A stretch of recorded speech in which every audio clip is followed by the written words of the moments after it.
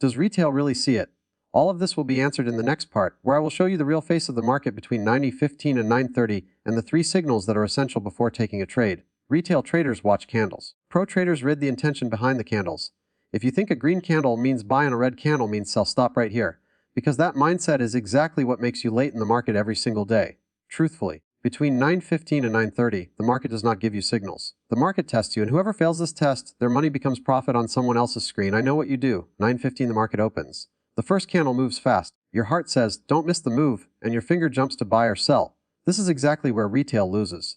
Because a pro trader does not try to catch the move. They try to catch the intention. One day I intentionally did not take a trade between 9:15 and 9:30. The screen was on, the market was running. My heart was screaming, take the entry, take the entry. But I told myself, today let the market speak, I will only listen. And that day became the biggest turning point of my trading. Now listen carefully. Professional traders watch 3 things in the first 15 minutes. Not candles. The first signal is volume. But not the way you think. Retail thinks high volume means a strong move. A pro trader asks, where did the volume come in? Near the high, near the low, or in the mid-range. If heavy volume comes at the high and price does not move forward, that is distribution. If heavy volume comes at the low and price does not fall further, that is accumulation. The high and low between 9:15 and 9:30 form the market's boundary. A pro trader marks that range. They do not chase outside it. They wait for the break. Retail enters in the middle of the range, with emotion, with hope. An entry in the middle is a grave. The market will either go above the range or below it. In the middle there is only a trap. The third signal's candle structure, which is ignored the most. Retail sees whether it is green or red. A pro looks at the upper wick, lower wick, body size, and where it closed. A small body with long wicks means the market is saying not yet. Now the biggest trap. If the first candle is very large, volume suddenly explodes, and there is news excitement, then there is a 90% chance this is not a move.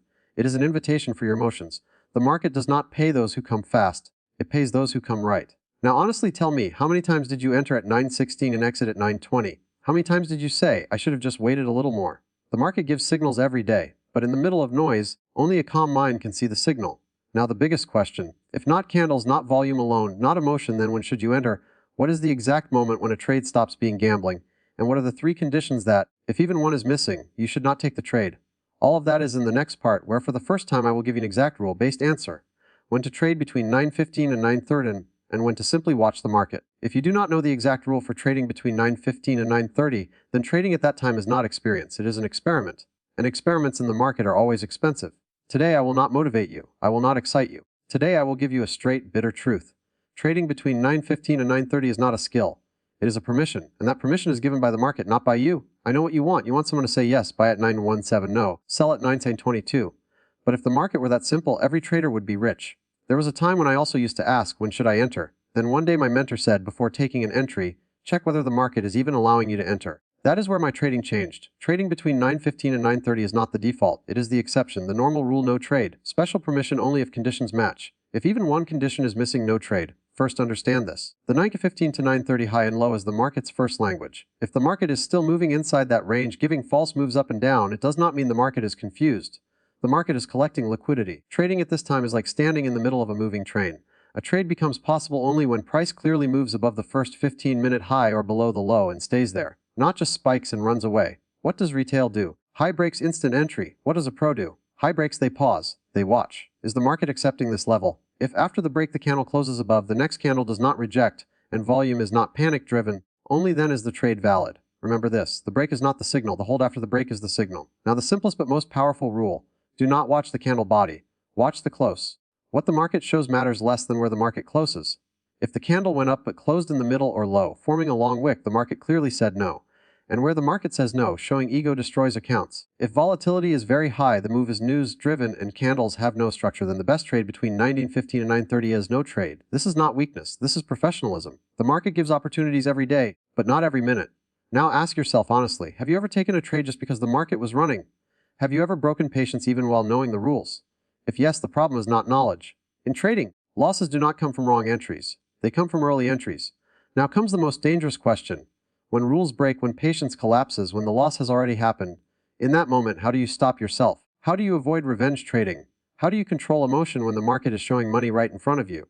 In the next part, I will tell you my most painful loss story and the psychological shift that made me a survivor. The biggest damage in the market does not come from bad strategy. It comes from yourself. And I am not saying this from books. I learned it from my own account. If after a loss you have ever said, just one more trade, this market cannot fool me. If I stop now, I will look weak. Then listen carefully. The The market did not defeat you. Your ego already took a trade against you. I know what a loss feels like. Sitting in front of the screen, chest heavy, heartbeat fast, and one voice in the mind. Recover it now. This is the moment when the trader switches off and the gambler activates. This was the day in my trading career that I want to forget but cannot. The market opened at 9:15. I went against my rules. Took an early entry. Took a loss, not small but recoverable. Inside, a voice said, stop, not today. But the ego said, you are not weak. I took the second trade, no rules, no setup, just anger.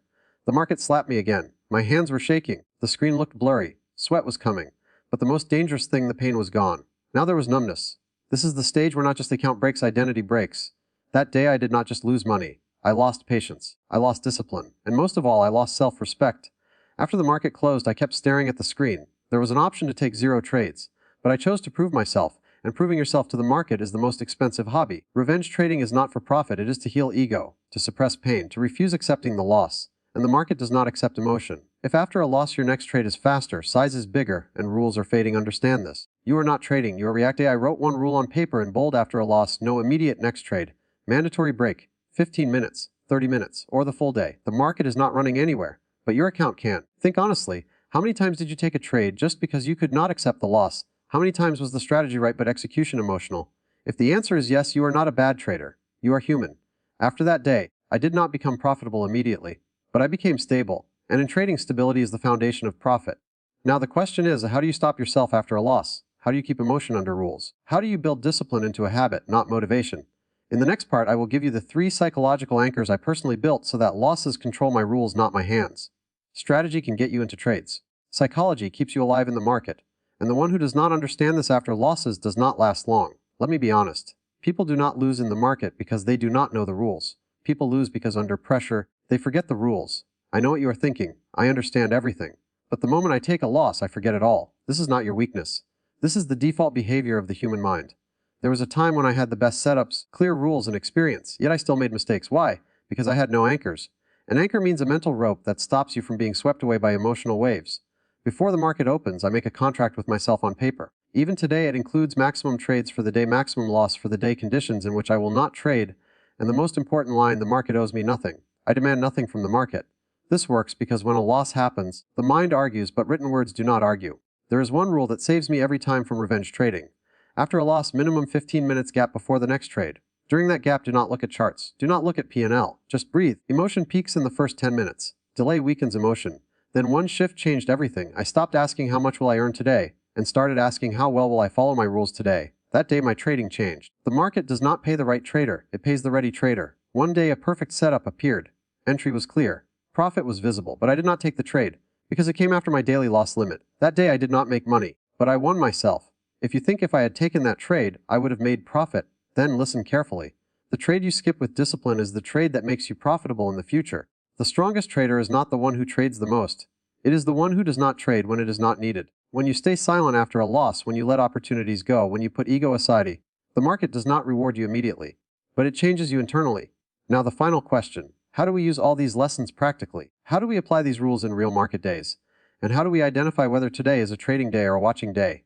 In the next and final part, I will show you 3 real market days in story form: a loss day, a flat day, a profitable day. So you do not just understand, you see. Trading theory is understood in books, but a trader is built on market days. Today I will not give you any new rule. Today I will show you 3 real days exactly as they happen in front of me.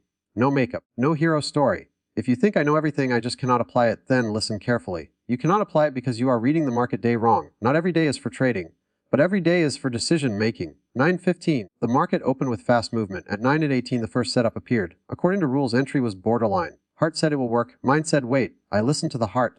3 minutes after entry, the market reversed. Stop loss hit. The loss was small, but the damage had begun. This is where 90% of traders lose themselves. And this is where I stopped. I looked away from the screen, set a 15-minute timer, closed P&L. I told myself today the goal is not to recover. Today the goal is to survive. By the end of the day, no second trade. Financial loss happened, but psychological win. A lost day ends correctly, not with profit, but with discipline. Next day the market opened, but it was not clean. Candles were small, wicks were large, and 15 to 9:30 range was being tested again and again. Retail mindset kept saying the move will come, breakout is near. I did not read the chart, I read the day. This was a no trade day. The hardest thing is not trading when the screen is on and time is available. End of the day, P&L 0. No excitement, regret. A zero profit day is not failure. It is a filter that protects you from bad days. Third day, market opened. 9:15 to 9:30 range was clean, volume normal. No panic at 9:32 the range broke. This time I did not enter on the break. I watched. Is it holding? Where is the close? What is the retest behavior? 9:36 entry. No excitement, no hurry. Trade moved. Target hit. The real win was not the profit. The real win was this: I was taking only the trades my rules allowed, not the ones my ego wanted. If you think, I wish I could do this too, listen. I am not special. I just accepted one thing. The market was not made for me. I have to become worthy of the market. The truth of all 3 days is one lost day tests patience. Flat day tests ego. Profit day tests discipline. In all 3, the cost of a wrong decision is the same. Consistency in trading does not come from strategy. It comes from correctly naming the day. Now the question is, how do you identify these days live in the morning? How do you know what kind of day today is? And as the day changes, how do you adapt yourself?